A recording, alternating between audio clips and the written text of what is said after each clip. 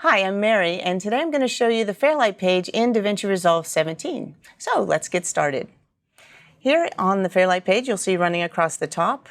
I'll mute my playback, and you will see these are our meters where you can check out the monitoring panel. You can see your control room levels, your loudness, and you can even see a viewer of your playback as you're working.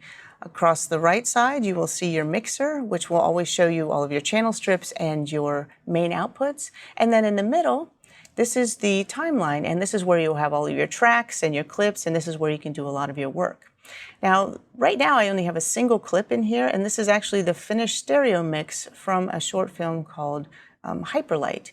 And as I play this back, you'll notice that just using the space bar will start and stop your playback as you would with most applications. I'll go ahead and unmute that. Other things you might want to do for navigation, you'll see right here in the middle. Let me zoom in so you can see that a little better. These are transport controls, so you have your play and stop if you wanted to use those instead. You would have them just as you would expect. And we also have shortcuts that you can use for navigation as well. So you can go to the home position by just pressing the home key will always take you to the first frame, and the end key will take you to the last frame of your clip. So that's really easy navigation as well. A couple of things to think about as you're working on the Fairlight page is if you select a track, you'll notice that the clip beneath the track will always highlight. That shows you which clip you're working with, and that comes in really handy when you start doing some editing and things like that. So one of the things you always want to pay attention to is where's your playhead and what happens to be selected. And luckily there's a lot of visual clues to help you figure that out as you go. So if you look over here, like I said, I've got this track selected and I can tell the clip has been selected underneath it. If I deselect the track, the clip is still beneath the playhead, and I can just find where the playhead is that way as well. Also, if I manually select a clip, which I'll do it right now, you'll notice it gets a red outline. And what that shows you is this clip is also selected. So there's several different ways that you can tell which things have been selected at any time, or if I click in an empty space, it's deselected.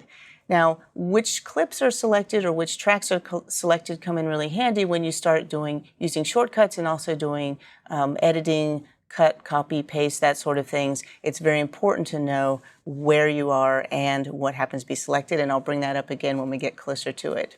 Now, one other thing that we should do as you're getting to know the interface is how to zoom and move yourself around manually. So if I wanted to, I could just drag my playhead across the clips, as you can see, and when I do that, I can hear it. That's scrubbing back and forth just by dragging. I can also click anywhere in this ruler to move my playhead to that position. Whenever I move my playhead to a position, you'll notice that the time code in the upper left will update to show me exactly what the time code is at the point where my playhead is, as you can see. And you can even change this ruler if you need to work in different increments. And all you need to do for that is just right-click in this timecode display area, and you can choose to include subframes or even samples if you like. And if you're working in only samples, or if you're working in film and you need to show feet and frames, you can also do that here. Just go down to where it says, feet and frames, and now I'm looking at it that way. I'm going to switch it back just to standard, just by using the right mouse button, I can go back and change that. Now, contextual menus are really handy when you're working in the Fairlight page and any of the pages in DaVinci Resolve. So you will see me mentioning that quite a bit where I talk about right-clicking, and that's just to bring up those contextual menus, which you'll see, depending on where I click, I'm going to get a different menu and different options. And so that's just another way to access different things as you go. I'm going to deselect this track right now and just press the home key to move to the beginning, and again end key to get to the end. So that is just the very basics of working with one clip. Now let's take this a little bit further. Obviously if we were to play through this, you'll hear that this is the entire mix of this scene, but I'm going to switch to a different timeline, and in order to do that we have several ways you could go to this shortcut menu right here, and if I click on this, this will give me a list of some of my different recent timelines that I've worked with. Another option that you have is we could go to the media pool.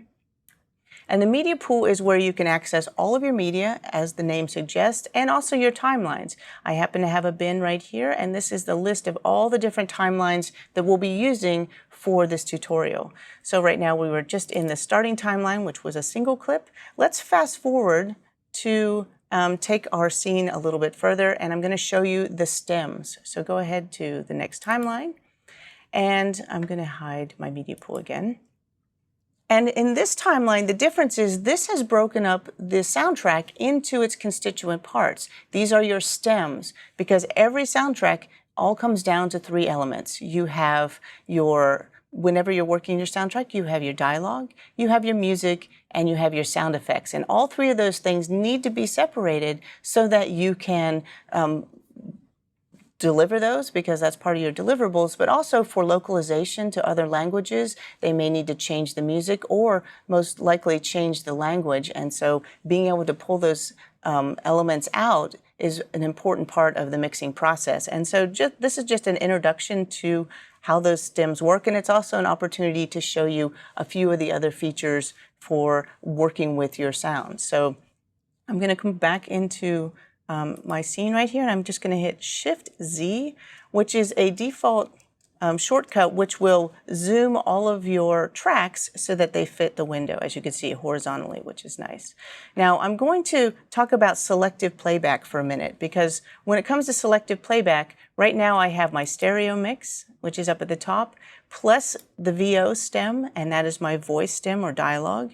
I have my SFX, which is my sound effects stem, and then the music stem down below. And it's those three parts that are really combined to create our mix. So the thing is, if I start playback right now, just by starting playback, you'll notice that I'm hearing all of them at the same time. And that's not exactly what I want. If I only want to hear one of those tracks, just press right here. This is the solo button. And that will isolate that track so it's the only one that we hear during playback. And now we're hearing the actual stereo mix. Now, one of the things you'll notice as we see this, let me stop that for a second. I'm also going to dim my playback so it's not quite as loud. Over here in the top right, you'll notice that we have these monitoring controls. And what those do is, those are your listening levels. So I can instantly mute, or I can adjust the levels, and I can also dim. Let me just zoom in on that so you can see that a little bit better. And as you can see, there's my dim. That will knock it down by 15 decibels, and you'll notice that it turns yellow to show me that it has been dimmed. Anytime I press that again, it will put it back to whatever listening level I had before. So again, dimming the levels, or you can also mute. But that's your entire playback.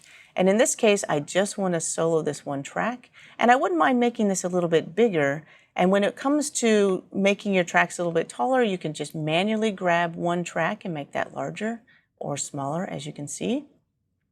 If a track is selected, you can also zoom horizontally on that, or vertically very easily. Right here is the vertical zoom slider. And as you can see, I can make this larger or smaller. You know, that's basically changing the height. And when it's selected, it makes it really easy to see that waveform inside of that particular track. So these are just kind of getting to know the interface a little bit. Now, something else you'll notice that if I deselect the track, that there is actually an outline on that waveform. And that is one of our timeline view options. That would be right up here. And this is just lets you choose different ways to view things. So as you notice that if I click on that menu, this will give me a few other options that I can choose. For example, this turns that border on and off. So I can choose to include the border, or I could turn that off at any time. I'll actually turn it off right now. And there's some other things that I will also show you as we go through this tutorial. So anytime you want to close that menu, just click off of it and it'll go away. And again, that was the timeline options, timeline view options menu, which is right next to your vertical and horizontal sliders. So let me zoom back out. And so as you can see, now I can see my waveforms without the outline, and I could play those through. So this is my stereo mix, and we have the solo button, as I mentioned, but we also have mute. As you can see, everybody's familiar with mute. And so if at any time I don't want to hear a track, I can also click those to mute all of the other tracks, or We can also swipe those by just swiping across the mute buttons or the solo buttons. So during playback at any time, I can choose which elements I want to listen to, and I'm going to do that right now. So I'm going to turn off my dim. I'm going to start early on, and I'll start by just listening to the stereo mix, and I will mute these. Notice I just swipe those on. I can start playback. Then I can switch that off and just listen to my voice. This would be just the voiceover track. If I mute this one. If I solo this, everything else goes off, and now I only hear the dialogue. Are you sure? Positive, do it. So you can slowly decide which things you want at any time, and so that's just giving you control of your playback. So again, just a nice way to not only understand the different elements that go to make up the soundtrack, but also ways that you can isolate which things you want to listen to at any given time. So that would be looking at your different stems, and it's always helpful when you're learning the mixing process and you're working on different tracks is to understand, listen to just the sound effects or listen to just the dialogue and kind of feel how they all work together. Let's go on to the next timeline. We're going to kind of take this to the next step, and I'm going to show you another thing that we really have to work with to get to the final soundtrack, which you were listening to those final stems, is we actually have to start with our production dialogue. So let's go over to before and after dialogue, because this will give you a nice idea of where we started. So if you look, this is the exact same scene, but the sound we're listening to now, this is the actual the raw footage, and as you can see, this is going to be the scene without any embellishments. None of the extra work has been done. This is just how it was on the set. I'm going to actually zoom in a little bit so we can see this a little bit better, this section, just using my horizontal zoom. Now, one of the things to think about when you're using your horizontal zoom is it's always going to be based on the playhead position. So my playhead's at the beginning, so it's zooming around that spot. And if I were to play a little bit of this, Where am I? you'll hear this that's the talking. And in this scene, we have Emiliana, who is our main character, and then she has a talking computer, because as you know, in space, all computers talk. And there's a talking computer that helps them out, and that is Ada. So she is a second character. Right now, this is the production sound, and so what you're hearing is someone feeding the lines for Ada, which will then be replaced later on. And in fact, we'll be doing some work with the Ada voice and some of that incarnation in a few minutes. So, but what you'll hear is just the way it was recorded and the different voice that was feeding those lines. So his power reserves are critical. Once his oxygen runs out, he will die. So as you can see, not the most exciting thing, but the editors had enough footage and sound to be able to cut the scene together and move on to audio post. Now I'm going to zoom out a little bit here. And I'm going to move to the next section. So what we have next, so you can see kind of this before and after and get a feel for how this works, is the next shot down is this is going to be the scene. So we went from the footage without all of the visual effects to now the visual effects have been done, and this is what the sound, the finished sound, same scene. You're in orbit of planet Q-465b. What about Philip? Philip's cryopod has lost power. Now, one of the things you can do now with DaVinci Resolve 17 is at any time you can just press the P key, or instead of pressing P, if you'd rather, you can come over here to the workspace menu and go down to where it says Fairlight Viewer. And this is where you can undock your viewer if you would like, or you can go up to the viewer mode and choose Cinema Preview right here, the Cinema Viewer, and that would be Command F if you're on a Mac, or Control F if you happen to be on a PC. And so what that will do is it'll give you that full screen preview so that you can actually watch and listen at the same time. That was critical. And that's just a single keystroke to get you to that. Okay. Also, by looking at our monitor, I can click the button in the lower right corner of the viewer, and I can just break this out as a floating viewer at any time. I can move it if I have a second monitor. I can move it over to that, and I can resize as well. So that gives you a nice visual that you can work with as you go.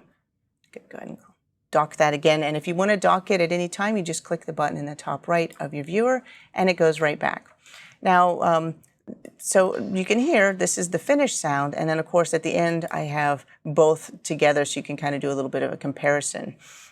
Now, one of the nice things about that you might have noticed is this drone sound in the background. The drone is like the all-purpose filler, some sort of sound that just kind of help cover up a lot of the issues that may be going on with your soundtrack until you get to the point where you've done all the work. So for starters, it's very common to have, the editorial department will put in some kind of drone sound or background sounds or anything they can to kind of get us to that point. So that's just helping sell the sound. But, one of the things is, where do you get those sounds and how do you make those work? And if you're used to working with DaVinci Resolve for editing, then you may be comfortable with just doing basic, video and audio editing. But over here on the Fairlight page, we have a couple of features that only work on this page. And I'll show you right now how you can bring in some additional clips if you want to, and a couple of options you have. And let's just use this drone as the example. So over in the media pool, and as you can see, I still have my media pool showing, is instead of looking at the timelines, what I'm going to look at is the drone sounds. And over here I have a bin with a variety of drone sounds. Now, when you want to listen to any of these clips, we have a preview player right here up at the top. And so if I were to select, this is ambient space drone number 3. If I select that and start playing, you'll hear that's the sound of that drone. It's kind of a low, ambient space drone. I have a couple of different options here. Then there's also a few of them that have a little bit of a musical element to them that's too much for this scene, but might be useful for something else. So we have a variety of drones here to go through. There's a suspenseful drone. Again, maybe a little bit too much. Now you notice all I'm doing is selecting whichever one I want to work with and then just hitting the space bar to play. Of course, over here in the preview player, you also have, if you look, we also have our play button. Let me just change my framing here. There we go. You can see we have our play button and we also have stop as well, if needed. And so one of the things you also have is the ability to change the way you view that waveform in here. So you can actually zoom out to maybe there's 1% where I see more of the waveform, or I can zoom much further in if I need to see more detail. While you're looking at the preview player, one of the details you need to know is this bar running across the bottom, that always represents the entire clip. So this is similar to what you might see in the cut page where we have the upper timeline that always shows the entire timeline. Well, in this case, this bar here, this is our scrubber bar, shows the entire clip. So that would be the first frame and that's the last frame. So wherever I happen to go, I always know where I am. I'm not going to worry about this waveform up here because that may not show me exactly where I am depending on what my zoom level at that time.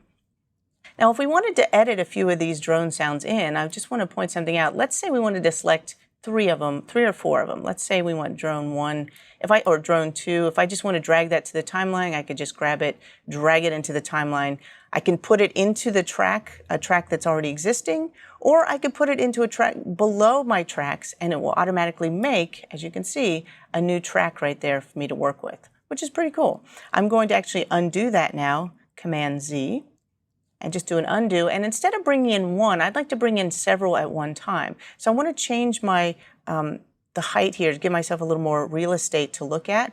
I could use this vertical zoom, as you can see. But another thing we have is we have a lot of functionality with a 3-button mouse. And so what I'm going to do instead is hold the Shift key and just use that middle mouse wheel. And as you can see, Shift and the middle mouse wheel will also do my vertical zoom, which is helpful.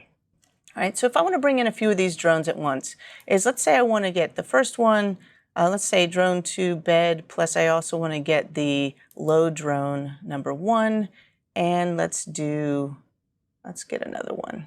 Let's do the space ambient drone, that sounds fun. And so that gives me 3 different drone sounds that I can work with. So if I want to bring those in, now if I manually drag them to an empty space, it will put all 3 next to each other in the same track. And I'm going to hit Shift Z, and as you can see, there are all 3 of those now in the timeline ready to work with. But something that you can do here on the Fairlight page that's a little bit different, I'm going to undo that, just Command Z. And by the way, if you ever want to undo, that's up here in the edit menu. There it is, undo. We even have an undo history in case you want to look at all the different changes you made and pick and choose what you want to do from that history. So the difference is I still have these selected, and again, I'm just selecting one, command selecting or control selecting if you're on a PC, the different ones that I want to work with. There's my 3. And as I drag them over, instead of dropping them into one track, if you hold the command key, it will create new tracks for you for all of the clips. And if I release, notice that it just made me new tracks automatically, and each of them is now separated and ready to work with that way. So this is just a really useful way to grab a whole handful of clips that you know you want to work with and start building into your sound design or your sound effects or whatever it is. You can just drag them all in, and by holding command or control, if you're on a Mac or PC, it will put them all individually on different tracks. I'm going to go ahead and undo that for now, but that's worth noting. And so that was the main thing with this particular timeline, was kind of showing you the evolution of the dialogue. Now, let's break this down a little further. I'm going back to the Media Pool timelines. And let's go in now to look at dialogue editing. So now it's our turn, okay? So seeing what we're trying to do, now let's actually look at what the workflow might be and how you would do it right here in the Fairlight page. First thing I want to do is hide the Media Pool. And this is the scene as it came from editorial. I'm going to hit Shift-Z to fit that to the window. And one of the things you'll notice across the bottom is there's that drone again, right? You're going to find that quite a bit. So if this is the scene, let's see what we actually have to work with.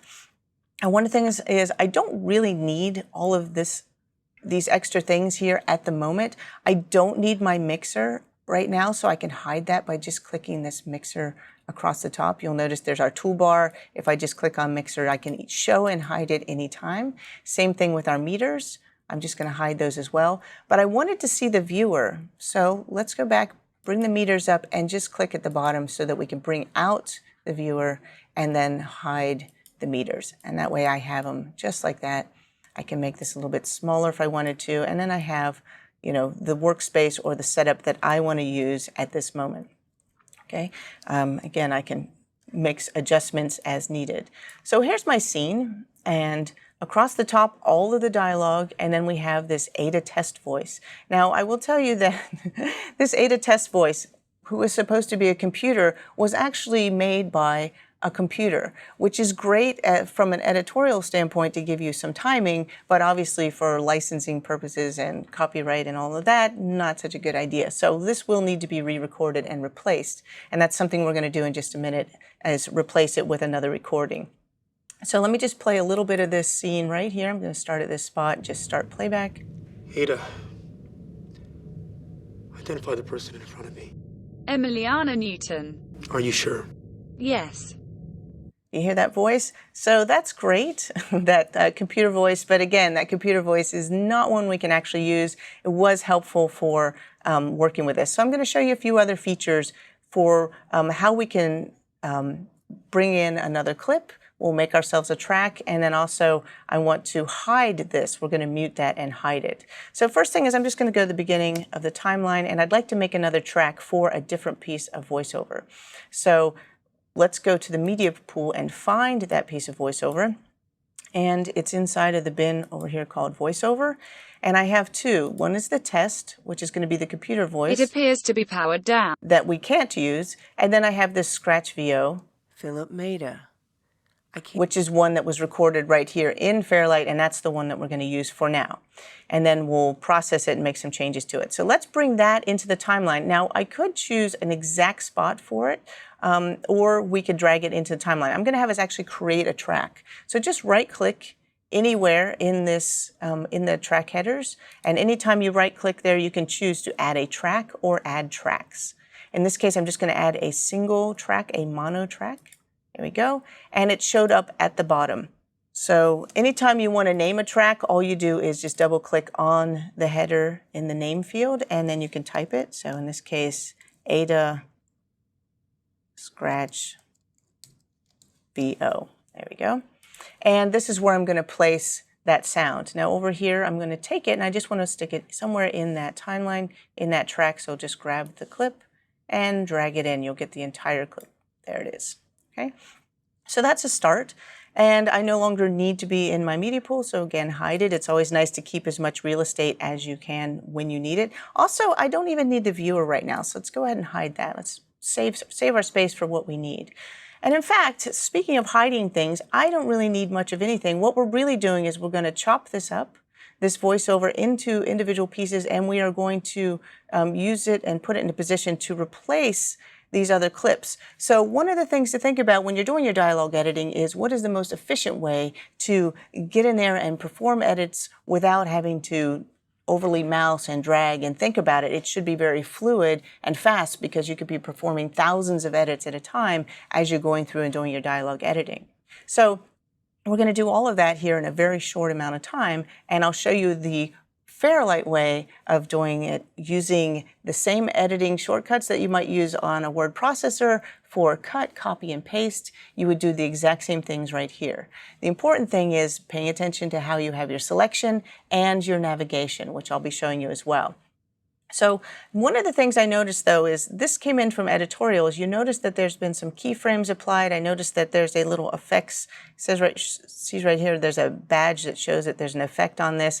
And one of the things I need to do is actually wipe off anything that anyone else may have done to these clips so that we're starting with them fresh, right? We want them to hear how they were actually recorded so we'll know what we can what we need to improve, and that we'll be making those decisions. So for all of those assistant editors who spend a lot of time making this sound great, thank you. And now we want to just remove all of those attributes that are on those clips. So to do that, it's very simple. We're still using our arrow tool. We've been in this same tool all along. Just click here at the beginning and just drag straight across all the way to the end. And what I've done is I've just selected all of the clips in that track. Okay. By doing that, I can then remove the attributes on all of those selected clips with a right click. Okay, so I go over here to the right click and choose Remove Attributes. Now, what makes Remove Attributes, there it is, Remove Attributes, when you bring that up, you're going to get a separate window. Okay, there it is. And the Remove Attributes window, here you will see you can choose to remove volume, I can remove plugins or EQ. I'm just going to remove everything by checking that box. Click Apply, and now all of these are back to whatever they originally were. There's been no changes applied, and that's exactly what I need for this particular functionality. So now we're starting from scratch. We can also remove the attributes on these middle clips as well, just in case there's any applied to them. Just set those as well. Okay, now we're starting from scratch. The drone I'm not so worried about. We can leave that as is. Okay, and then the next thing I want to do is we know we do not need this voice, but I would like to set some markers to use for navigation to match up with those Ada voice clips in the test track. And so I'm going to show you a little trick to kind of make it easier to navigate. You can see that using the up and down arrows will let you automatically navigate from clip to clip, as you can see. And I can easily do that, and it will look at every single clip, and it will move me one at a time, up and down the timeline, one clip at a time. Well, if I eliminate all of the other clips except for the ones I want, then it will make it even easier for me. And so what we'll do is let's bring up our index, which is right here. This is a different window we haven't looked at, or a different panel. And if you bring up the index is like an interactive list, but it's much more exciting than that. It actually is very useful when we're going in and out of that index often, sometimes for markers, sometimes to work with our tracks. And in this case, once you show the index, I want you to look at the tracks index. And here you'll see a list of all your tracks. It also shows your buses as well. And over here, you'll see the visibility of those tracks. So any track that I want to hide, I can just turn off this visibility by clicking that little eye, and you notice that it disappears from the timeline. It also disappears from the mixer, but guess what? It's still there. It's just hidden at this moment. Now, when you hide the visibility, it does not actually mute it or solo it, it's just hiding it. So if you actually don't want to hear it, you could also mute it at the same time. In this case, I just want to hide that. I also would like to hide the drone. And so now I only have these clips showing. That's pretty easy. And by the way, the tracks index is also where you can move tracks around if you like as well. So in fact, let's move a track. Let's take our Scratch VO. I'm going to bring back that drone for just a minute, and let's take this Scratch VO and just click anywhere on that bar right there. And I just want to move it up So it's above the drone track. And as you can see, I just reordered those tracks by using the index. Now, hiding things. Let's hide that drone. And so now the only clips I'm seeing are these 5 plus that last one on the end. And now I can use those with my up and down arrows, as you can see, to quickly move up and down the timeline, which is helpful, right? It's even going to get better. I'd like to set markers here. Now, the markers is just going to be it's like a Post-it note, right? I could put information in it. I can use the colors. It's something that I can draw attention to if I'm communicating with other team members at the same time. In this case, I just want to press M once, and that will set a marker. I'm going to zoom in a little bit. And the zoom shortcut's Command and the equals or minus, or of course, I could use my horizontal zoom. And in this case, I've set a marker right there. I'll just leave it blue for the moment. And if I press the down arrow, it goes to the end of that clip and then the beginning of the next clip. I'll press M again. It's now marking that. And so I'm just going to walk down here and quickly set markers for each of these, because these markers will give us something we can navigate to easily for when we start placing those other clips. So I'm just using that as a guide. Plus, it's always nice to know how to set markers. Now, any of these markers, you can also add information. You can double click them. You can add colors or change the colors and give them names and so on. We'll work more with those later. Just showing that, I'm going to hit Shift-Z. So now I can see all of those different markers, and I can use those to navigate with. Now, the interesting thing about markers is if you ever hold the Shift key while using your up and down arrows, that's going to let you walk up and down the timeline from marker to marker. No matter how many tracks you have, no matter how many clips, your navigation will now only focus on the markers if you're holding the Shift key. And so that's very useful as well. Now, what are we going to do with this clip? Well, it's time for us to look at using another tool. I'd like to actually dice this up into smaller pieces and then move them. So that's a good opportunity for us to just see how that works and how the tools work here in the Fairlight page. Now, if you're familiar with the edit page, maybe you grab a blade tool and do things, or you're using shortcuts. Here we can do that as well, but we'll use our playhead kind of as a guide as we go. And something else we're going to leverage is we're going to click and make sure we select that track, because by selecting the track, Option and the middle mouse wheel will zoom horizontally, and Shift and the middle mouse wheel will zoom vertically. And as you can see, I'm able to make this nice and big so I can really see it. And I want to dice this up while I'm playing it, which is a little exciting, right? So I could go in there and manually, let me go back to the beginning. I could go in there manually and just grab the scissor tool, or it's the razor, is what it really is. If I grab that razor tool, it's going to cut whatever I have selected at the playhead position. Well, instead of using that, we could use a shortcut. And the shortcut is Command B for blade. And so as long as this is selected, it will only cut that particular clip. Now, if I had other clips in a timeline, I'm going to bring back my drone for just a minute so you can see. If I don't have anything selected and I press Command B, do you notice that it's going to slice everything? So that's going to split every single clip beneath the playhead, which is not what I want. So Command Z to undo that. Going to go back to the beginning. And that's where I was saying track selection actually does matter. And as you can see, we just did that. So I'm back at the beginning and my track is selected, which automatically selects the clip beneath our playhead on the selected track, which is great. And then as I play, I'm just going to hit Command B every time I pass one of these phrases, and that will chop it up. And I can do that right on the fly. And so that's what I'm going to do right now. So Emiliana Newton. Yes. Split. And I'm Philip just hitting Maida. Command B. Philip Maida. I cannot explain this discrepancy. Earth date. There you go. And so right there on the fly, I could do that very quickly. And now I can move these into position as needed to those markers. And so a lot of different ways that we could have split those up. This just happened to be one of them.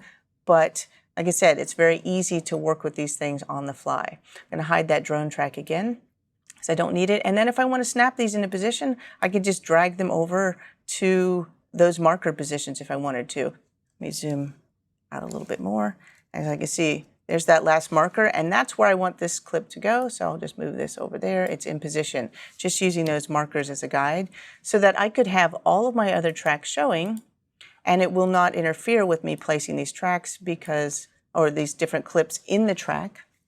And again, we can manually drag these clips wherever we need them to go. from one marker to the next. Keep in mind as you zoom horizontally, it's always looking at where your playhead is, not what happens to be selected.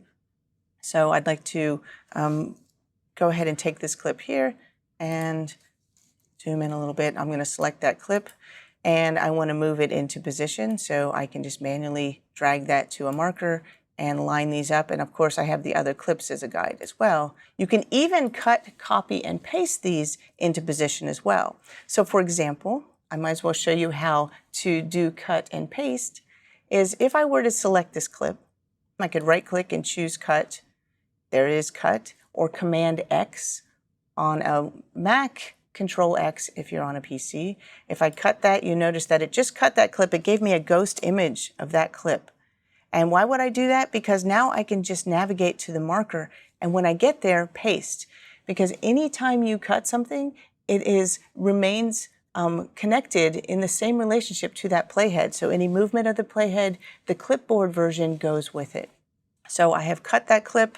I'm going to use Shift down arrow to walk my playhead down to where I want it to go, and Command V to paste. I'm going to go back to where I was before, just using my up and down arrows, or go to the home position even. Notice I'm walking up and down between clips, just using up and down. That clip is selected, ready to go. Command X to cut it. Shift down arrow to get to my marker, and paste, Command V. And so I can do this really, really quickly. It's just getting to know the software. So again, with a selected track, this really works great. If I don't have that track selected, notice when I go over top of the clip, it is not selected, and therefore I have to actually physically go in there and click it. So be aware, selection helps, and that's one of the reasons we have that. This also works great on our consoles, like the one behind me, to show you. You can use then the jog wheel or the search dial to grab your clips and move them around really fluidly, just like we're doing here. So Command X for this last one, moving it to the marker and paste, and I'm going to go back to my home position, Command X, and I'll move the last one and paste. And so I was able to cut those up and put them into position just using a few of the other features that we have in the Fairlight page that you may not use when you're working in picture editing or on the edit page. So now that I've put these into position, I no longer need this track, right? ADA's tracks. I'm going to just mute that track, and then let's hide it. I'm going to come over here and I'm going to hide that test track right there, the test voice. And so now when I play this back, and I'll just start back here, the voice, the new voice should be replacing the one that I had there before. Let's just test it. And let's go ahead and bring up our meters so we can see. Identify the person in front of me. Emiliana Newton. Are you sure? Yes. Okay, and there it is. So, and by the way, that voiceover recording was done just right here in Fairlight using a microphone. So, very easy to do. That's a little bit of our cutting and pasting and navigation within a single track. Let's look at now taking it to the next step. When you are working with dialogue editing, the other key is you need to separate every single voice to their own track. Right now we have two tracks. One is general all-purpose dialogue, which is both Emiliana and Philip, and then we have our scratch voiceover below. So one of the things we have to do is add another track. Let's do that right here. Just right-click on that dialogue track header, and I'm going to choose Add Tracks, plural. And by doing that, I can pick and choose where I want that to go. And in this case, I want it to go below dialogue. I want it to be mono, because these are all monos, single channel, mono track, so add track, and there it is. Okay, so now we have it right where we need it. And that's where we're going to then move all of Philip's dialogue. We're going to drop it down into his own track. We'll leave the top track for Emiliana. So, in fact, I'm going to go ahead and name this one. There, this top track is Emiliana. And the second one down here. And by the way, another trick is if I am typing in the name of one track and then I'd like to name the track below, just press the tab key. It'll automatically select the track name below, so I can type Philip then. There we go. So we now have the Philip track and the Emiliana track. And so now our our job is to find all of the sound that belongs, or the dialogue that belongs to Philip, move it to his own track, and leave Emiliana on her own. And so very simple to do that. We're going to use the exact same kind of functionality we did before with cut and paste. The difference now is we're moving from track to track. And whether there's two characters in a room, or it's an interview between two people, or if it happens to be whatever it is, an ensemble cast sitting around a dinner table all talking at once, everybody gets their own track. And that way you can make sure that their voices sound excellent, because they're going to get their own treatment. They will all be, all the work that you will do will be to make that voice sound awesome. So first thing I want to do is let's just go to the beginning of this track. I'm just going to press the home key, and as we walk ourselves down using the up and down arrow, each time I get to a clip, if I need to move it, I basically need to drop it down to the lower track. Now I no longer need to see my index. Let's hide that, so I have a little bit more room to work. And something else I'd like to do is, when I'm working on this, is make sure you can see your viewer so that you can see who's actually talking or making any noise or voicing any of the sounds that we know that it belongs on their track. Now, as far as the navigation goes, again, I'm moving up and down to get from one clip to the next. And this first clip that has some sound on it, let's start with the first one. Who's actually making this sound, if anybody? No one's actually making the sound, and as you can see, it's basically a dolly shot for Emiliana. So we're just going to leave this sound with her. Let's go to the next shot. That's Philip. So I think I'd like to move that down to Philip's track. And whenever you want to move clips between tracks, there's very easy navigation. And I can show you right where that is if you want. It's your track destinations in the timeline menu. If you go down here to where it says track destinations, audio, you'll see very simple shortcuts for that. It's going to be option right down here. It's option command and the number 1 for the track 1, option command number 2. It's basically those two keys next to your space bar are the ones that you'll use in order to select a specific track. You'll notice that you can also do the same thing for audio tracks. Those same keys plus the up and down arrows will also navigate your selection. Deselect the track and I'll just show you. If I hold down those option and command together, my down arrow, notice that I can move up and down between these tracks very easily. And that will make it super fast when I'm cutting and pasting. Also, because I'm using this, I won't accidentally move anything out of sync because it's just a direct move. It's mouse-free movement that I'll be doing in order to get it where it needs to go. So if I want to move this down, my playhead's over the clip already, just Command X. Then I'm going to hit the shortcut, Option Command, and down arrow, it's in position. I'm going to paste with Command V, and then I'm going to go right back up and go to the next clip. This one is also Philip, so Command X, down, Command V, and back up. And let's move down. Next clip is, and by the way, when you're navigating, sometimes you don't even have to watch the entire thing, but you can also move faster or slower. You could use your J, K, and L keys, which you may use in editorial. You can also use those here.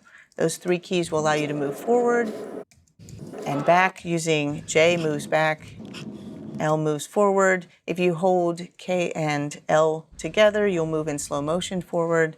K and J together moves slow motion back. And of course, holding K and just tapping L and J will move a frame at a time. So it's just easy navigation, just in case you want to go through this a little quicker.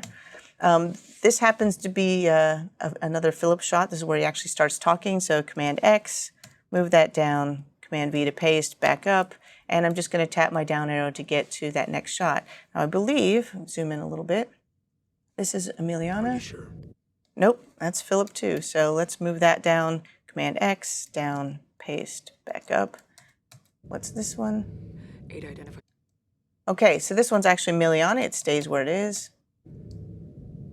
Identify the person on the map. Still Emiliana. Let's keep going. Ada, how's that possible? Okay, that's Philip. Command X, down, and paste, back up. As you can see, you can just roll through these. I can even do it in fast forward. Okay, this is still Philip, so Philip's going to need to go. And I believe that quite a few of these next clips are Philip. Most of the shots, except for this last one, are all Philip's. And so one of the things we can do is we can also select them all at once. If I select all of those, If I drag across and select and hit Command X, I can grab all those at one time, move them down, get them to the right track, and paste. And so now I've just laid all those into the track, and we're just to the end. The last shot, this is actually Philip. I need to select that track first, cut and paste. So this is just one scene, but as you can see, you can get pretty fast in navigating and pasting and moving things around to do your dialogues editing very quickly. One of the things I'd like to do is I'm going to break this floating window out and hide my meters. And I'd like to actually color these tracks to make them a little more identifiable.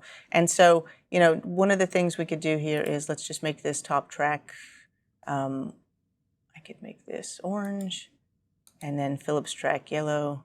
But what I'm doing is right-clicking on the header and then going down to the color and choosing whichever color I want. Okay, so once you've split your dialogue, one of the things you need to do then is evaluate it and see how you did, and also listen to it and see how it sounds in case there's any issues. This is your time to really focus on it and start coming up with your hit list of things you actually have to work on, or areas that you need to go in and adjust the edit or trim, or areas that might need some additional help. You know, as you're playing and listening and trying to focus on your clips, when your playhead gets to the end of the timeline, what does it do? Philip made It doesn't fall off the end of the world. It redraws itself and just shows up on the other side, which is a little bit jarring if you're trying to get into a zone and really listen to the sound and get a feel for what's going on. So one of the things you could do is you can actually fix the playhead, and then it will scroll underneath, which works really well. And so right here in the view options, you will see that your timeline view options, you have something right here that's the fixed playhead. And if you select that, what that will do is that will now fix it so that the timeline will now scroll underneath. And let's say I want to find a particular spot and start playing, but notice that you can reposition it when you want to by grabbing the playhead, or you can actually move the timeline by grabbing the ruler if you want to scrub that. But I'm just going to play it from here and just show you. This is how I can kind of look and watch. I can even put this up in my meters if I wanted to and watch it up here and focus on my dialogue tracks and listening. Okay. The hyperlight core came out a few days ago.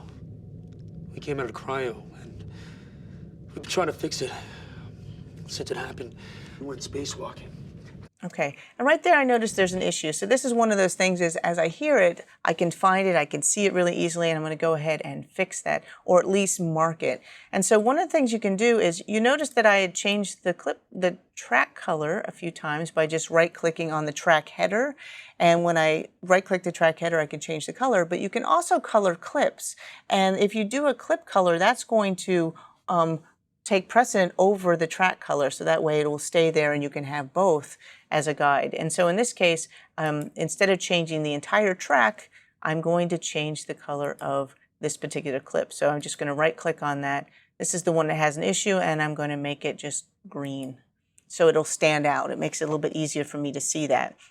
I also, assuming I played through the entire scene and I've listened to everything, this is really something I want to work on first. So I'm going to go over here and turn off my fixed playhead, and I'm ready to start work here. I'm going to just zoom in a little bit, and I could use my mouse to zoom, as you can see. I can zoom really easily with that middle mouse wheel, or I can Command and use minus and equals to zoom in. But this is the area that I'm having a little bit of trouble with. This is where I heard that there was a problem, so now I'm going to try to fix this, just doing a little bit of trimming and just trying to clean it up. One of the nice things about doing your cleanup is you notice that as you hover over the edges of the clip, you will see that instead of just getting an arrow, I'm now getting something that is showing me that's a trim tool. And on the Fairlight page, if I click the end of this clip, it shows me the entire thing, all of the handles. And as you can see, I can very easily see that a word was cut off. I'm able to extend that and release, and now I have, you know, whatever was at the end of this clip, plus I have the beginning one. So it's very easy for me to trim that. At the end of this one, there's also an issue. I'll just play that. So he just has a partial word there. By the way, did you see how I took my mouse and I walked all the way back here, clicked so that I could play something again? Well, we also have a shortcuts to be able to play again. Anytime you've played something, you just want to play the exact same thing again, it's the option to listen again, or Option L, Alt L if you're on a PC. And so I'll just hit Option L, You went and it will automatically spacewalking. play that again Like just 2 hours ago. as many times as I want. Option You went L. spacewalking. And it'll let me hear that. Now, another option that we have when you want to listen to a particular area, instead of just using your playhead, we can also create a range. And you can do that by marking in and out points, or you can actually drag a range. And in this case, I'll drag a range using our range selection tool. If I zoom in here, you'll see and we have a range tool and we also have an arrow tool. Up to now, we've been only using this selection arrow tool, but over here is our range tool. The shortcut is R. So A for the arrow tool and R for our range tool. Now, if I select the range tool, what that will do is that will allow me to select a range of anything I want to. Just drag across it. Automatically, those elements are selected. I can actually delete them, cut, copy, paste, that sort of thing. But what else is nice is you see how it marks these in and out points here. It marked a range, and I can use that range for playback. And to play a range, if I just hit the space bar, it's just going to start moving the playhead from its position wherever it happens to be. But if I use Option and the /, which is directly above that Option key, it will start playback of just my range. And to take that one step further, if you look up here in the toolbar, up here in your transport controls, you will see that we have a loop button. If you turn that on, once that's engaged, then it will loop that playback. You went spacewalking. Okay, and so then I can really hear what the issue happens to be. Now, once I'm done with my range and I've set it, I'll just press A to go back to my selection tool, and that way I won't be doing anything or changing my range. Because when you create a range, if I create a range and click off of that range anywhere else, it erases the range. So if I select a range and go back to my arrow, then I click anywhere and that range does not go away until I clear it. It's only in and out points is really what's there. So if you want to clear those in and out points, you can go up here. It's in the mark menu, clear in and out, or Option X, and it'll clear those. So it's just getting used to marking things and switching between two different tools. I can still do my loop playback, Option /. And I can listen to this little area, and I realize that there's something in here I need to fix. And so as I look at it, there's a partial word there that I don't want. I'll just dial that back, and it's gone. Okay, so I can easily do that. I can even add little fades here if I need to or trim some of the breath sounds if I want to make it a little less obvious in any of these to kind of clean them up. So that's just some basics as far as the dialogue editing goes. I'm going to clear my range. But other things that we have to worry about once we have the trim, once we have adjusted this, and once everything is set up and it's like, okay, now what? What's the next step? I've got everybody on their own track. The next thing you have to worry about is the levels. Everybody cares about the levels. And we really need to make sure that all of these levels are good. And you know, if you need a guideline, we actually have meters everywhere that are telling always the same story. You want your dialogue, look for the yellow, yellow for dialogue. In fact, that's one of the reasons I use the yellow color often in the tracks, is yellow is going to be a nice solid color. Now, obviously, there's more details than that, but I'm going to bring up my mixer. And as you can see, there'll be meters across the top. There's meters in the mixer, and there's even meters on every single track, and they're always showing you those levels. And so when the levels are lower, those are going to be green. Yellow is going to be right there near the middle, which is going to be the area that you really want your dialogue to be, somewhere between -10 and -15 dB. And then, of course, if it gets a little bit too hot, anything that's getting too loud, that's going to start showing red. A little bit you can get away with. If it gets too loud, obviously that's going to be too much. And so I can look at these clips. Let's just look at Emiliana's, these two clips on her track. I'm soloing her track. Let's select her track, and I'm just going to zoom in on that a little bit so we can focus on these two clips right here. And let's just see what those levels look like. Now, I could play them. Watch your meters. Notice I have meters here and on the right. And as I play those, you can see that the levels are low. I can mute my playback, and I can scrub my playhead over that, and I can still see the levels are low. So how do I make those levels louder? A couple of ways I can do that. I can drag this bar up and down right there on the clip. I can deselect that track if you want. It makes it easier to see. I can drag that up and down. And remember, if you would like to see the outline on your waveforms, you can always go back in and turn that outline on. If you prefer to see an outline on them, you can easily do that. That was one of those options.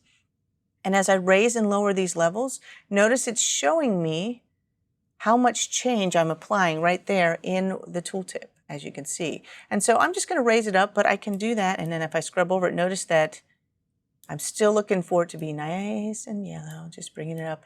And now I can see that it's yellow. I'm going to turn this off and play it. 8, identify the person I'm speaking with.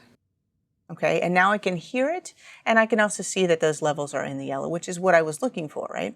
And so I did that one, but now I want to show you just something else that we can use as a guide.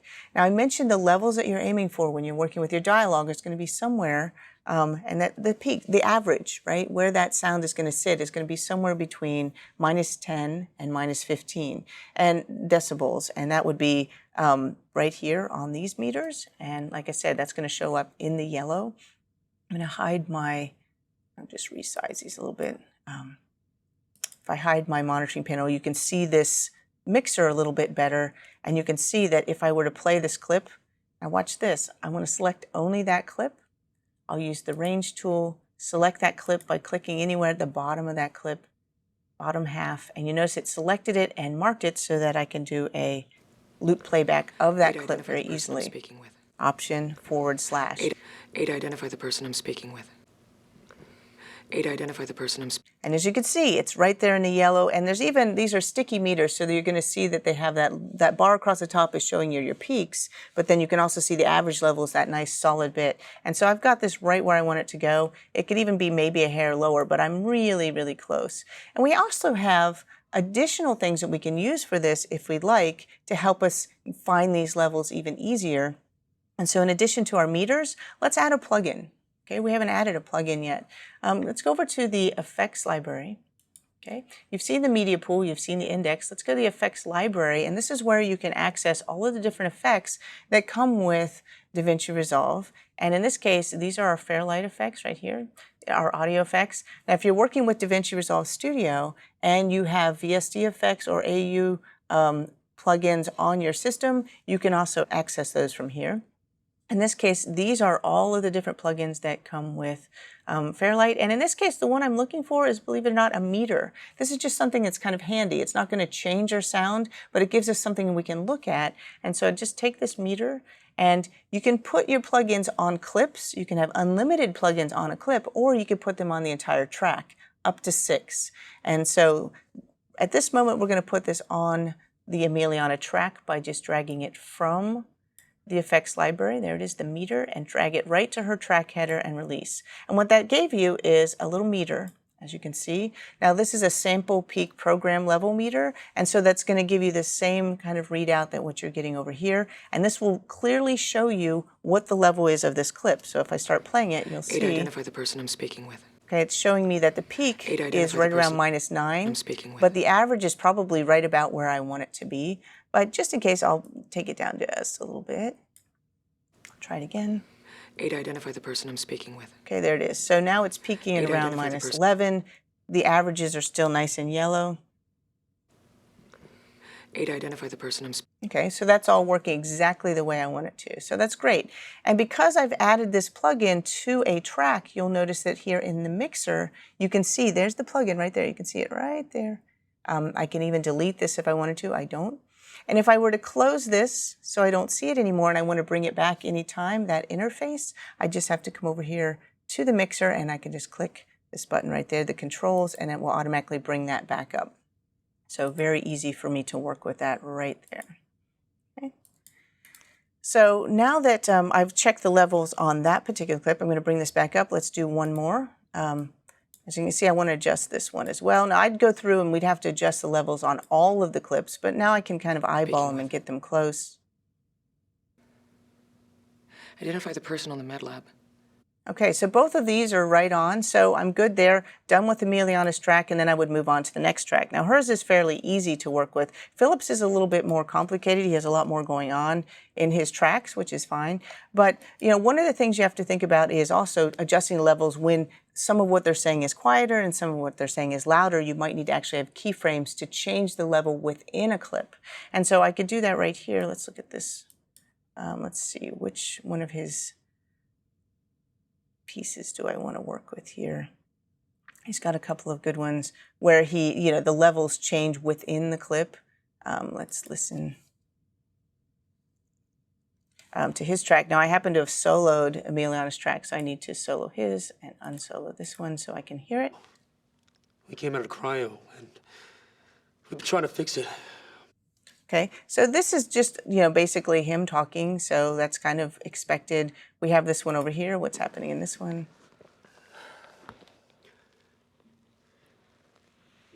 You died.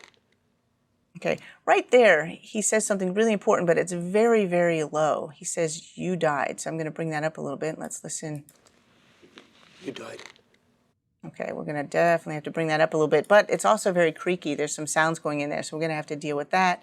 Let's go to the clip right after the green one here. I'll look at that a little bit more. I definitely see a lot of level differences here. So one of the things I'll do is I'll just add a keyframe to that, or a couple of keyframes, so I can bend it so that I can make the levels different from the beginning of the clip to the end of the clip. And to do that, simple to add a keyframe. You just hold the Option key or Alt key and click once. So this first section is a little low. Just 2 hours ago.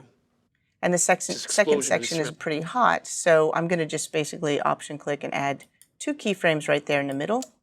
As you can see, Option clicking adds the keyframes. I can then grab the levels and make them higher or lower by using those, to alternate, how the sound works. So otherwise, I'm adjusting everything. So as you can see, I just raised that level a bit. 2 hours ago. Boom, there's this explosion and it surrounded the whole ship. Okay, and so that allows me to kind of adjust the volume. And then you can also get in there and really massage those levels as much as you need to for different elements as you go. If I have these little peaks right here that seem to be a little bit too loud, I can also add keyframes, again, Option clicking to add those keyframes. And it doesn't matter whether the clip is selected or not. Once I've done that, I can use my arrow tool, it's fine. And notice that I can raise or lower just that one little section by using keyframes. And so that's very helpful for getting in there and massaging your levels and getting them just right. Your goal is to adjust the levels of the clips just like you might if you were doing color grading. You want to balance each clip. Same thing here. You want to balance each audio clip within the track so that the track stands alone when you go to do anything else with that. So that's just a little bit with the balancing of the levels. Now let's go down and look at one other thing we have. I need to turn the solo off on this track. Let's bring these back together.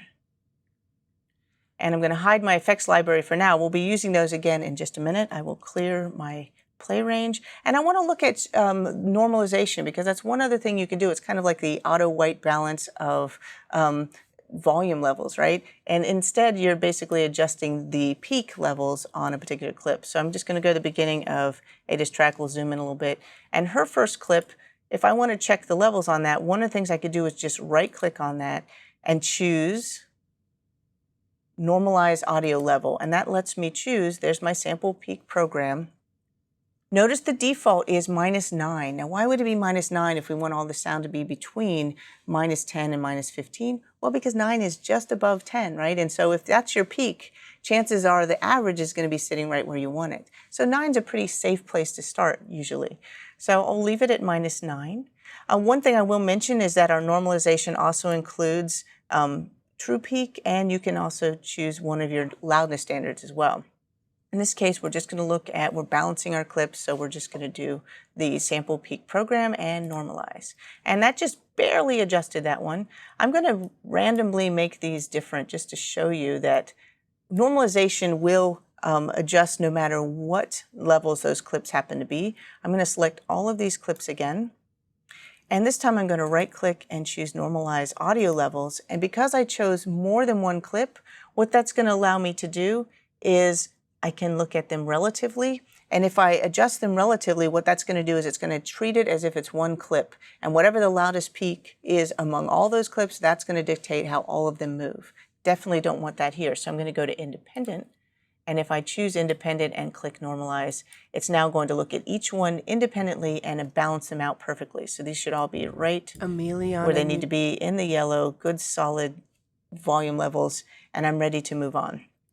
We've done our dialogue editing, we've made our adjustments, and we've pretty much set this up and got everything exactly the way we need it to move on to the next step, which would be a little bit more of repair. Sometimes we have things that we just can't fix them with what we have. For example, one of the things we can't fix very easily is this shot right here. I will zoom in. This will be the one on Philip's track. I'll just use my mouse to zoom in.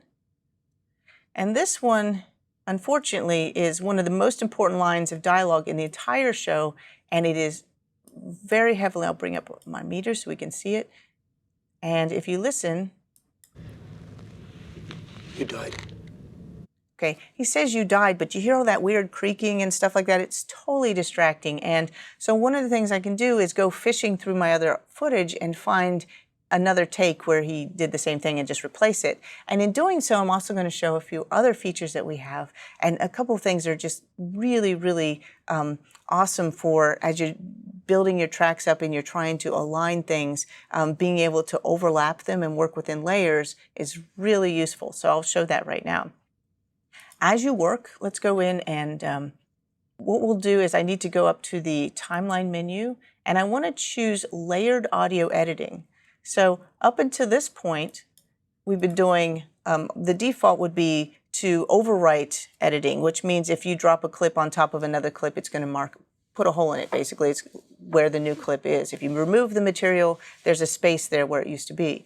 If you do layered audio editing, they sit on top of each other in layers and become transparent as you drag them around so that you can actually overlap those waveforms and see them perfectly. It's a great way to work. So I'll show you that right now. Here's the clip that we need to adjust. And what I'll do is I'll drop the new one on Emiliana's track so we can work with it from there, just to align it.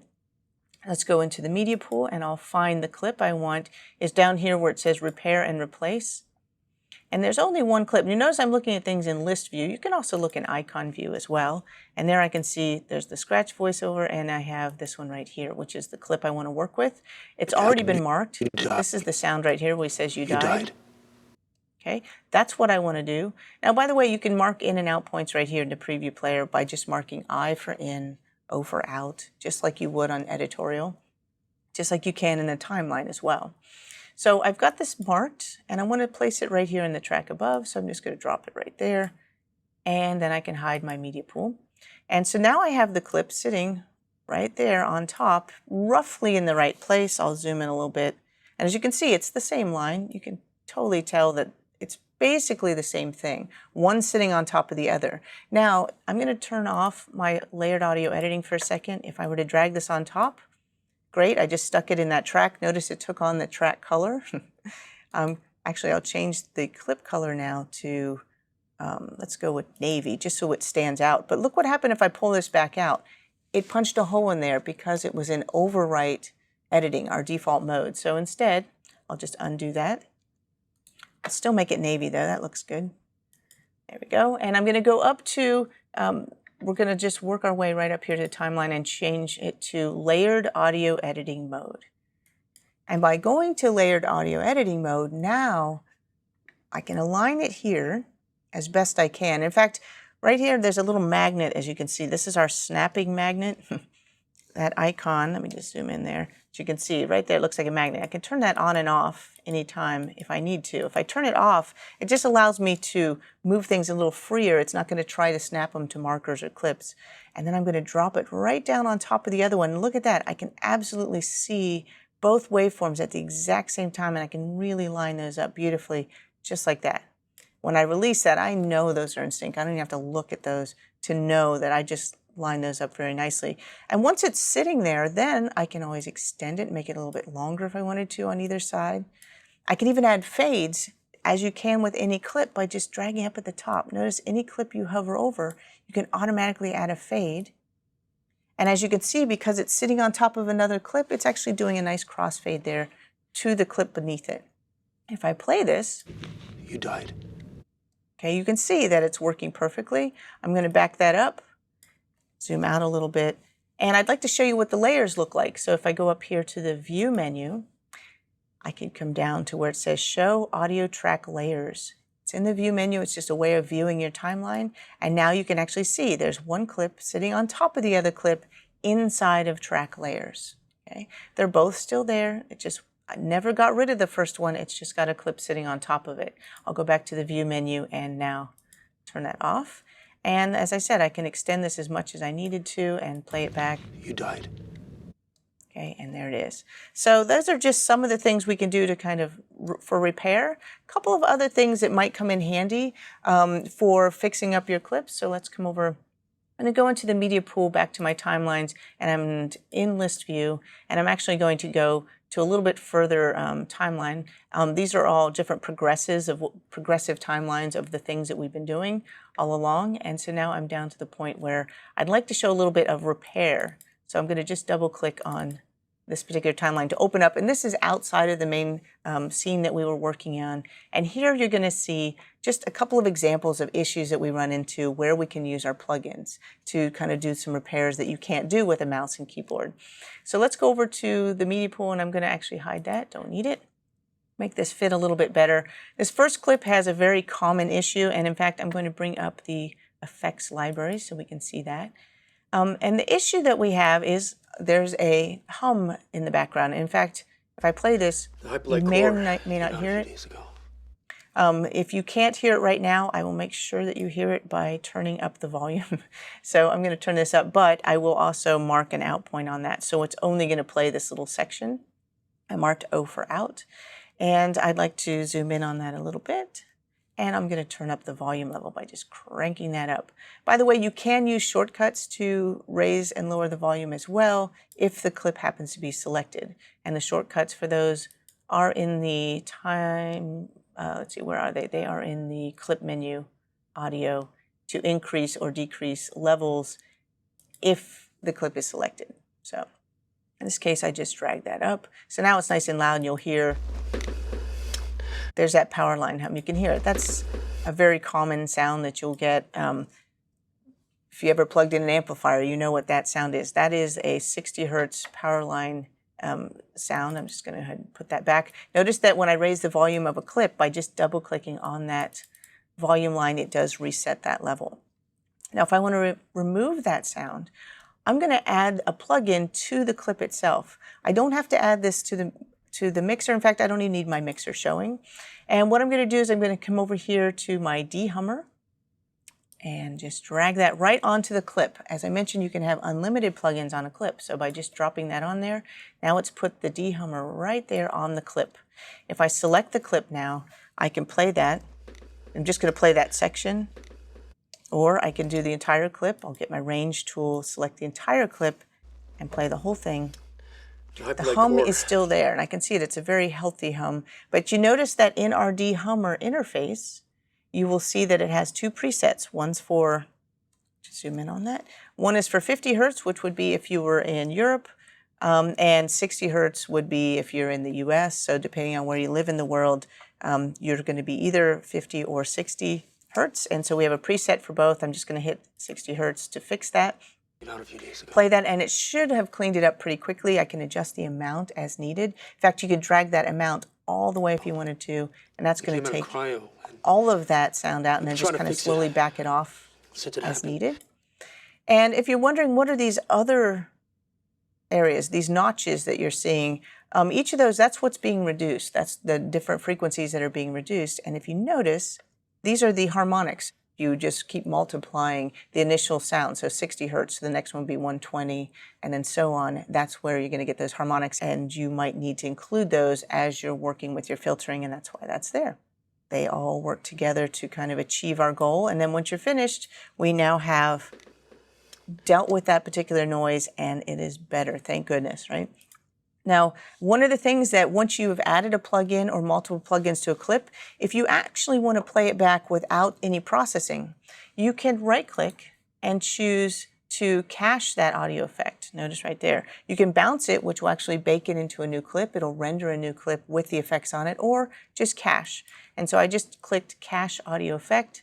You'll notice it now shows a little drive there. So, and this is the clip with the plugin cached. And you can see it's much cleaner than it was before. If I right-click, I can always uncheck the cache, and then it will show it to me. It's still going to sound the same either way. It's just what I'm actually able to hear and see in my waveform, how it's reflecting it. Okay.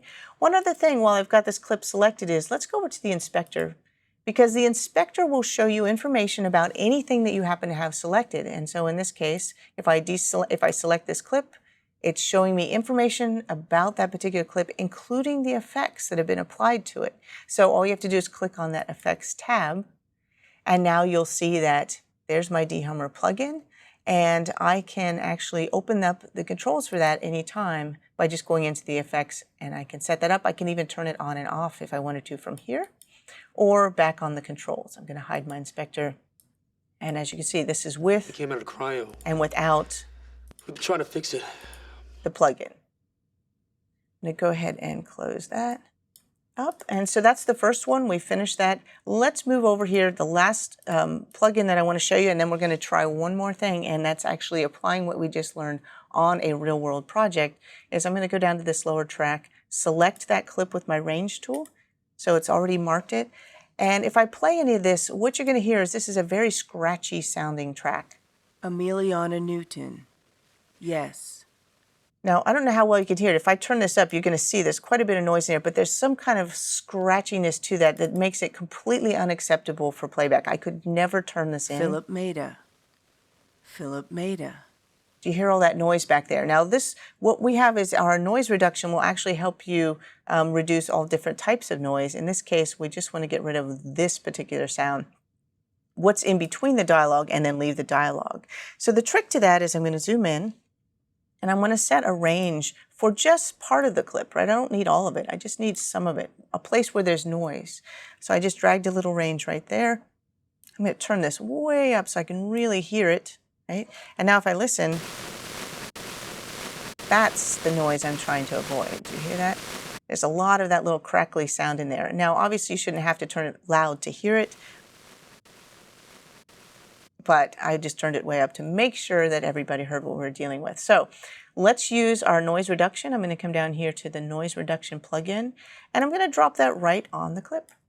Now, the noise reduction gives you two options for reducing noise. I can hide my effects library.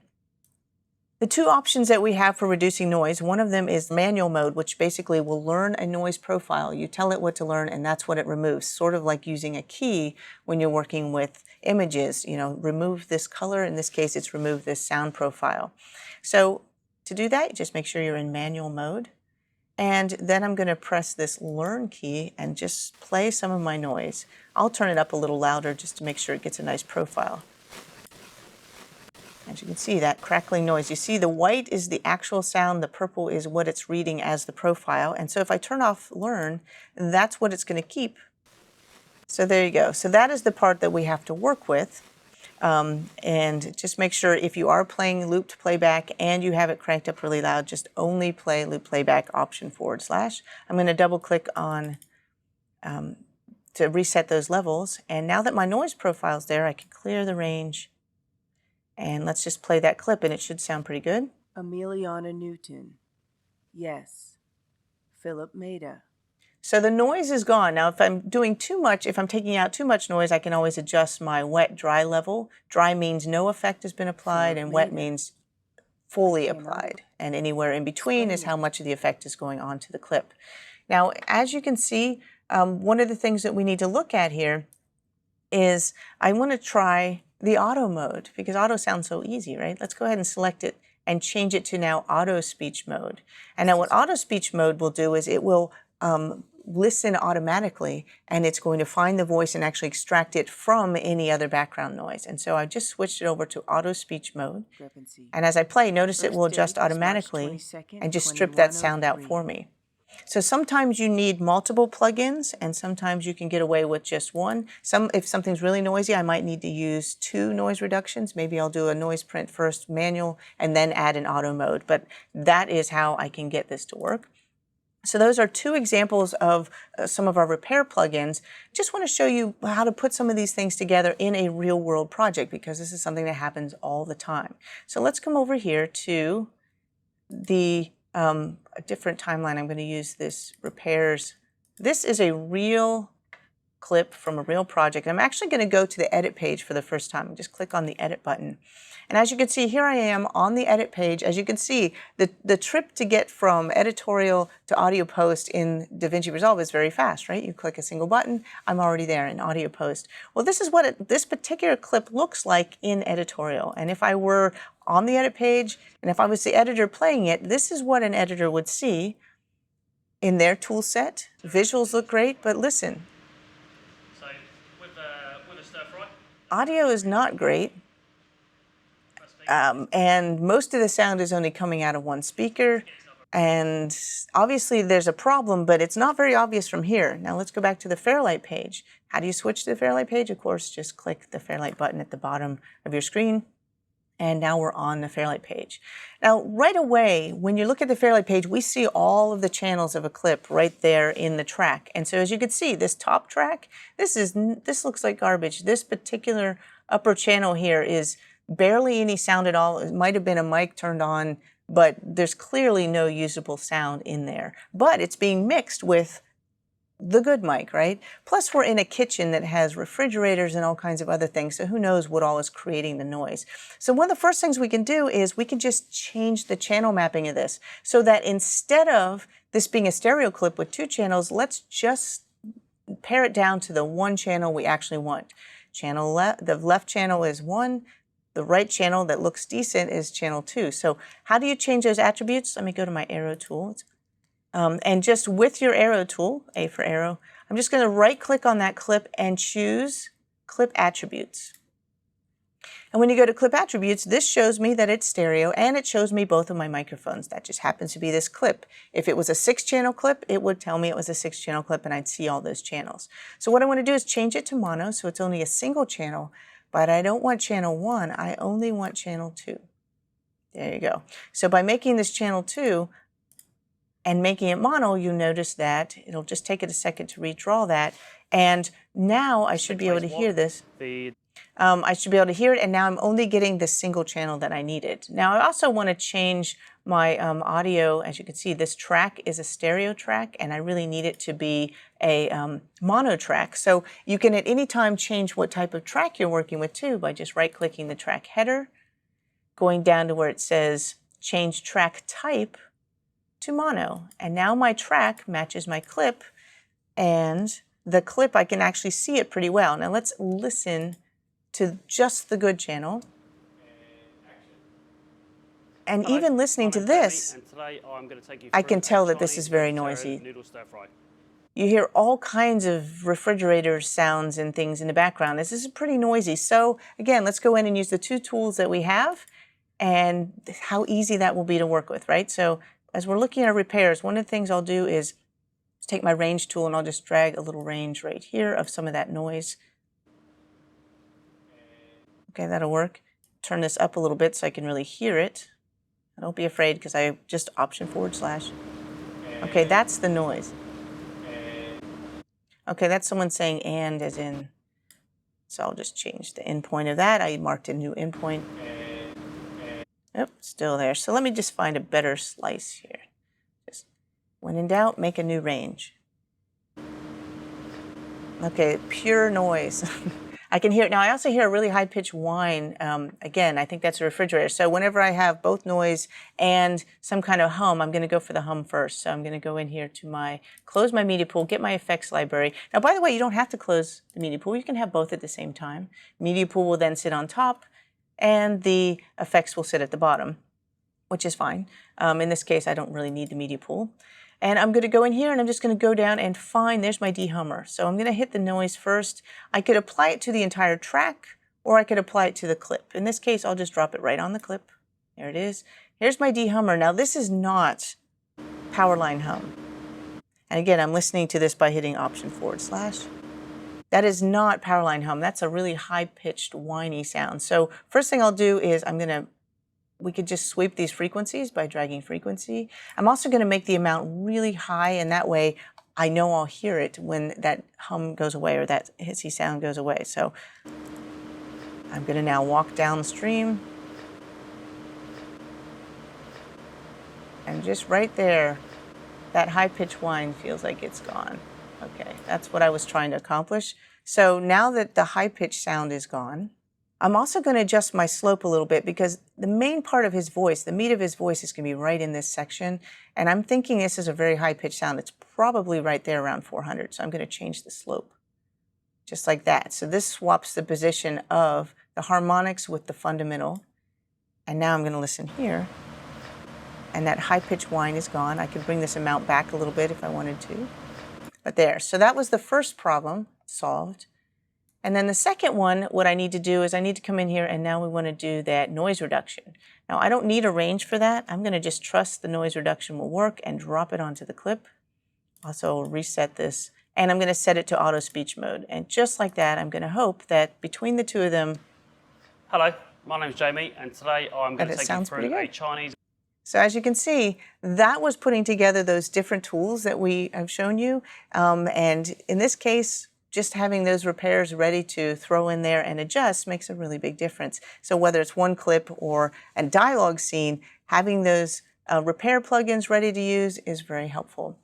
So I have one last thing to show, and it's right here. Let's go back to the media pool, hide the effects library, and I'm going to show you when you can't use a plugin or when there's something that you just have to find a way to get rid of. Sometimes you have to go into the sample level to edit something. So the last example for this overview is going to be fixing a music cue. Now, if you've ever come across clicks and pops in your files, you'll notice that it doesn't matter if it's dialogue or music or whatever it is, you can't turn it in if it's got some kind of really loud pop that's going to make all the speakers pop. You know, that means you have to get in there and find a way to fix it. There may be some third-party plugins that work. Sometimes they do, sometimes they don't. But you can go in there and just dial it right out on your waveform using just your arrow tool. And I'll show you how to do that right now. So I've opened up this music cue, and at the beginning of the music cue there is a 2-pop, which is a single frame. As you can hear, that's just a 1 kilohertz tone, one frame of that for indicating that we are at the beginning of a scene or of a show, that we're using that for sync. If I put my playhead over that and zoom in and continue to zoom in, you'll see we can really get in there pretty far. Remember, left and right, that's one frame, and look at how far I've moved into my waveform. As I continue to zoom, I can get all the way down to the sample level. Once you start seeing these little boxes, you know you're looking at it at the sample level. Now in this case, that's just a 1 kilohertz tone. Now we're going to go in there and find that issue, which happens to be at this red marker. So I can shift down arrow to the red marker, zoom in a little bit, and actually let's play it. I want you to hear this. I'm just going to pull this back to the beginning, play this little piece of music. When you hear that pop, you'll see the meters flash and you'll know you're in trouble, and that's what we have to fix. So let me just play it.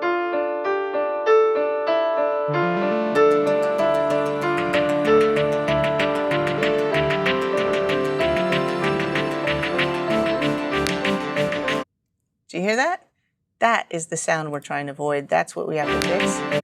That pop that also sends your meter spiking, and you've probably all heard that once before. So now that you've heard it, let's get rid of it. Put my playhead on that red marker, zooming in. This actually only takes a few seconds, believe it or not. So I'm just going to come over here, zoom in, and continue to zoom in. I just have to keep chasing it because we're zoomed in so far that we are nowhere near a frame. And so what I did was I just zoomed into it until I finally got to a point. Notice you can redraw it a few times, going in and out using your zoom shortcuts till you get a space that you can actually work with. That looks pretty good. And so why I was doing that was this is the glitch. That's what it looks like at the sample level. And so if I want to dial that out, I can just select right here. I can select a sample, just kind of move my mouse, make it nice and smooth. And I'll come over here and do the same thing. It doesn't have to be perfect, just want to align it with the ones that were there before. There you go. Shift Z, I'll zoom out, and that glitch is gone. And if I were to play this, no sign of it now, just the percussion. And so that is working at the sample level. So thank you very much for watching this overview of the Fairlight page in DaVinci Resolve. If you have any further questions, you can visit the Blackmagic Design webpage to check it out. So thank you for watching.